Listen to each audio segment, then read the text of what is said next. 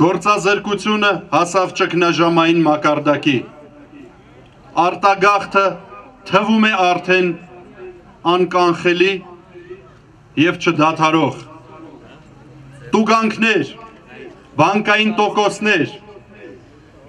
իրավահավասարության բացակայություն, տնտեսական զարգացման տեմպերի ոչ թե անկում, այլ բացակայություն, բազմաթիվ ու բազմաթիվ պրոբլեմներ ձեզ շատ լավ հայտնի, անարդարություն, հուսալքություն։ Սա ձևավորեց այն օրակարգը, որով ոչ իշխանական երեք և ոչ միայն երեք քաղաքական ուժերը որոշեցին հանդիպումների շարք սկսել ժողովրդի հետ, ձևավորել մեկ միասնական օրակարգ, մեկտեղել այն հոկտեմբերի 10-ին մայրաքաղաքում միասնական հանրահավաքով ու պահանջների շարան ներկայացնել իշխանությանը։ Իսկ իրենք փոխարենը մեզ առաջարկեցին սահմանադրական իբր բարեփոխումներ։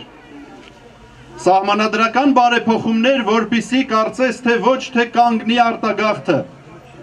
դադարի տնտեսական անկումը,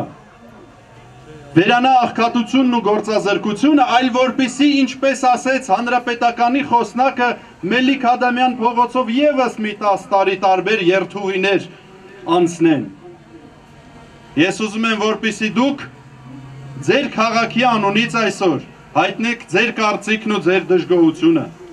ձեր մտահոգությունը և այն ամենը, ինչ մեր քաղաքական ուժերը արտաբերում են քաղաքական հարթության մեջ, խորհրդարանում, այնուհետև հրապարակներում, հարթակներում ու սկսած հոկտեմբերի 10-ից Երևանում, ուզում եմ, որպեսզի դուք բարձրաձայնեք, ուզում ենք ձեզ լսել, ուզում ենք, որպեսզի նաև դուք լսեք